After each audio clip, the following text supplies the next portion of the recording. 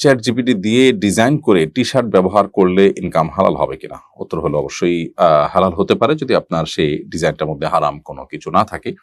তাহলে সেক্ষেত্রে আপনি ডিজাইনটা চ্যাট জিপিটি বা আর্টিফিশিয়াল ইন্টেলিজেন্স ব্যবহার করে যদি আপনি করেন, তাতে মৌলিকভাবে সেটার সহযোগিতা নিয়ে ডিজাইন করার কারণে হারাম হবে না। ডিজাইনটা মৌলিকভাবে হালাল হতে হবে, সেটি হলো দেখার বিষয়। কোনো প্রাণীর ছবি আপনি টি শার্টে প্রিন্ট করে তারপর আপনি সেটা পড়লেন, সেটি অবশ্যই গুনাহের কারণ হবে, হারাম হবে। সেটা চ্যাট জিপিটি করুক বা মানুষ করুক। আর যদি যেই ডিজাইনটা আপনি টি শার্টের মধ্যে স্থাপন করেছেন সেখানে যদি হারাম কোনো কিছু না থাকে, তাহলে সেটি মানুষ করুক আর কোনো এআই দিয়ে আপনি করুন, সেটা আপনার জন্য হালাল হবে। শাম্মী আক্তার লিখেছেন, 7 মাস হলো আমার বিয়ে হয়েছে, এখনো নিয়ে যাওয়া হয়নি। বাবার বাড়িতে আছি, আর স্বামী ঢাকায় চাকরি করেন। আমার বাবা মা চান আমি বাবার এলাকা চাকরি করে বাবার বাসাতেই থাকি, এজন্য আমাকে প্রতিনিয়ত চাপ প্রয়োগ করা হয়। কিন্তু আমি চাই আমার স্বামীর সাথে থাকতে, এমত অবস্থা আমার করণীয় কি? বোন শাম্মী আক্তার, বাবা মা আপনাকে যে আদেশ করছেন সে আদেশটা কোনো ন্যায্য নির্দেশ নয়। অতএব বাবা মার এরকম আদেশ পালন করা আপনার জন্য আবশ্যক নয়। বিবাহের পর আপনি স্বামীর অধীনস্থ এবং স্বামীকে আপনি অভিভাবক রূপে গ্রহণ করে তার সাথে আপনি সংসার করবেন এবং তার সাথে আপনি বসবাস করবেন। বাবা মা যদি এক্ষেত্রে আপনাকে বলেন যে না, আপনি বাবা মার এলাকাতে থাকেন এবং চাকরি করে তাদেরকে টাকা পয়সা দেন, স্বামীর কথা না শুনেন, স্বামীর সাথে তার এলাকাতে বা তার বাসায় না থাকেন, তাহলে বাবা মার এই চাওয়াটা অন্যায্য চাওয়া। বিবাহের পর এটা স্বামীর প্রতি এক ধরনের অবিচার। অতএব বাবা মা কোনো অন্যায় নির্দেশ করলে সেটা কিন্তু আমরা মানতে বাধ্য নই। বিনয়ের সাথে তাদেরকে এই সীমাবদ্ধতার কথা জানিয়ে দেওয়া দরকার যে আসলে স্বামীর হক যেটি রয়েছে সেই হক নষ্ট করবার সুযোগ আসলে নেই। আল্লাহ সুবহানাহু ওয়া তাআলা স্বামী স্ত্রী উভয়কেই পরস্পর যে হক আছে, কর্তব্য আছে, সেটা আদায়ের জন্য আল্লাহ জিজ্ঞাসাবাদ করবেন। অতএব মা বাবাকে বিনয়ের সাথে নিজের অপারগতার কথা, কেন আপনি অপারগ সেটা বুঝিয়ে আপনি আপনার মতো করে স্বামীর সাথে বা স্বামীর এলাকাতে বসবাস করা বা স্বামীর বাসায় বসবাস করার বিষয়টিকে আপনাকে অগ্রাধিকার দিতে হবে। এরপর এমডি সামিনুর ইসলাম সামিনুর আপনি লিখেছেন, স্বামী যদি স্ত্রীকে মেসেজে তালাক দেন এবং মেসেজটা স্ত্রী দেখার আগে যদি ডিলিট করে ফেলেন, তাহলে কি স্ত্রী তালাক হয়ে যাবে?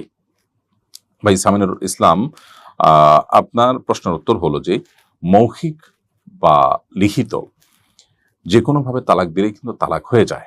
অর্থাৎ যে কথা আপনি মুখে উচ্চারণ করলে তালাক হবে, ওটা আপনি লিখে পাঠান বা লিখে দেন, তাহলেও কিন্তু তালাক হয়ে যায়। আপনি চিঠির মাধ্যমে লিখে পাঠালেন অথবা মোবাইলে SMS পাঠালেন স্ত্রীকে, তাতে মুখে তালাক দিলে যেরকম হয়, এই পাঠানোর মাধ্যমেও তালাক হয়ে যাবে। কিন্তু পাঠানোর পর স্ত্রী সিন করার আগে আপনি যদি ডিলিট করে ফেলেন, তাতেও তালাক কিন্তু হয়েই যাবে। অর্থাৎ স্ত্রী জানলো কি জানলো না বা স্ত্রী দেখলো কি দেখলো না সেটা গুরুত্বপূর্ণ নয়, আপনি তালাক দিয়েছেন কিনা সেটা গুরুত্বপূর্ণ। আপনি যদি তালাক দিয়ে থাকেন তাহলে সেক্ষেত্রে তালাক পতিত হয়ে যাবে। এমনকি যদি সেটা সিন করার আগে ডিলিটও করে ফেলা হয়, খুবই স্পর্শকাতর বিষয়। এই জন্য তালাকের কথা বলবার কিংবা তালাকের কথা লিখে পাঠাবার আগে আমাদেরকে বারবার ভাবতে হবে, সতর্ক থাকতে হবে। এটি ছেলে খেলা নয়, এটি একটি সংসার, দুটি বন্ধন, দুটি পরিবার, তাদের জীবনের সবচাইতে গুরুত্বপূর্ণ সিদ্ধান্ত। বিধায় এটার আগে বহুবার ভাবতে হবে এবং শান্তভাবে সিদ্ধান্ত নিতে হবে। তা নাহলে আমাদেরকে প্রায়শ্চিত্ত করতে হবে এবং এক্ষেত্রে আসলে তালাক হয়ে গেলে আর সেটাকে ফেরাবার কোনো সুযোগ থাকে না। সৌদি আরবের সাবেক গ্র্যান্ড মুফতি আব্দুল আজিজ আলে শেখ ইন্তেকাল করেছেন। নতুন গ্র্যান্ড মুফতি হিসেবে মনোনীত হয়েছেন শেখ সালেহ বিন হুমাইদ। এই দুজন সম্পর্কে আপনার অভিব্যক্তি জানতে চাই। আলহামদুলিল্লাহ, যিনি সাবেক গ্র্যান্ড মুফতি ছিলেন মুফতি শেখ আব্দুল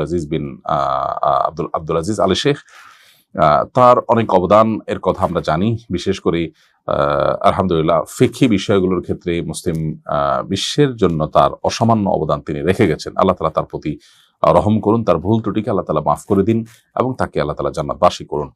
সেই সাথে বর্তমানে যিনি নতুন গ্র্যান্ড মুফতি হলেন সেখানকার শেখ সালেহ বিন হুমাইদ, তিনি মক্কার কাবার সবচেয়ে প্রবীণতম ইমাম। তার চাইতে সিনিয়র বয়সে আর কোনো ইমাম নেই এবং বহু বছর যাবত তিনি কাবায় ইমামতি করছেন এবং মক্কার হারামে তিনি সালাত আদায় করাচ্ছেন।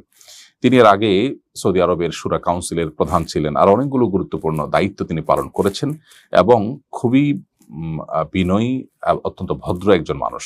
তাকে খুব কাছে থেকে দেখবার সুযোগ হয়েছে আমার, আলহামদুলিল্লাহ। বিশেষ করে আমি যখন সৌদি আরবে ইসলামিক সেন্টারে কাজ করি, তখন শেখ সালেহ বিন হুমায়দ তিনি আমাদের অফিসে এসেছেন, একটা প্রোগ্রাম করেছেন আমাদের অফিসের পার্শ্ববর্তী মসজিদে, এবং আমার ঠিক যে কর্মস্থল, আমার যে চেম্বার ছিল, ঠিক সেখানে তিনি এসেছেন। তার সাথে একটা ভালো সময় কাটাবার সুযোগ আমাদের হয়েছে। এর বাইরেও তাকে আমরা দূর থেকেও দেখেছি, তাতে আমার কাছে মনে হয়েছে খুব যোগ্য এবং খুব উপযুক্ত একজন মানুষকে এই পদটি দেওয়া হয়েছে। তার এলমি এবং একাডেমিক যোগ্যতা অসামান্য, আবার মানুষ হিসাবেও তিনি অত্যন্ত চমৎকার একজন মানুষ। আমরা দোয়া করি আল্লাহ রাব্বুল আলামিন মুসলিম মিল্লাতের জন্য উপযোগী এবং উপকারী অবস্থান গ্রহণ করবার তৌফিক আল্লাহ তাআলা তাকে দিন, এবং তিনি যেন মুসলিম মিল্লাতের ইলমি খেদমত আগের তার পূর্বসূরি যারা আছেন তাদের চেয়ে আরো বেশি এবং ভালোভাবে করতে পারেন, সেই তৌফিক রব্বি করিম তাকে দান করুন। এরপর প্রশ্ন হলো, আমি একজন গণিতের টিচার, 2-4 জন ছাত্রীর বাড়িতে গিয়ে প্রাইভেট পড়াই। এর মধ্যে একজন প্রাপ্তবয়স্ক মেয়েও আছে, তাকে আলাদা পড়াই। সে অবশ্য বোরকা পরিহিত থাকে, এটা কি শরিয়া সমর্থন করে? উত্তর হলো যে পর্দা রক্ষা করে আপনি আপনার শিক্ষার্থীকে পড়াতে পারেন, সেটাতে কোনো অসুবিধা নেই। তবে একটি মেয়েকে আলাদা করে পড়াচ্ছেন, সে আবার প্রাপ্তবয়স্ক বা পর্দার বিধান তার জন্য প্রযোজ্য হয় এরকম, তাহলে এই মেয়েকে পড়ানোর সময় আপনাকে বিশেষভাবে লক্ষ্য করতে হবে যে সে একে তো পর্দার আড়ালে থাকবে, দ্বিতীয় হলো যে নির্জনতা যেন না থাকে। অর্থাৎ একটা কক্ষে শুধুমাত্র এই টিচার এবং শিক্ষার্থী শুধু এরকম যেন না থাকেন। হতে পারে সেটা ড্রয়িং রুমের এমন একটা জায়গায়, যে জায়গায় আসলে সবার চলাফেরা আছে, এখানে নির্জনতার বিষয়টা নেই, এবং পাশাপাশি সে পরিপূর্ণ পর্দার মধ্যে থাকবে। আপনি নিজেকে ফিতনা থেকে বাঁচিয়ে রাখতে পারবেন, সে নিশ্চয়তা থাকবে। তাহলে সেক্ষেত্রে আপনি সেখানে তাকে পাঠদান করতে পারেন।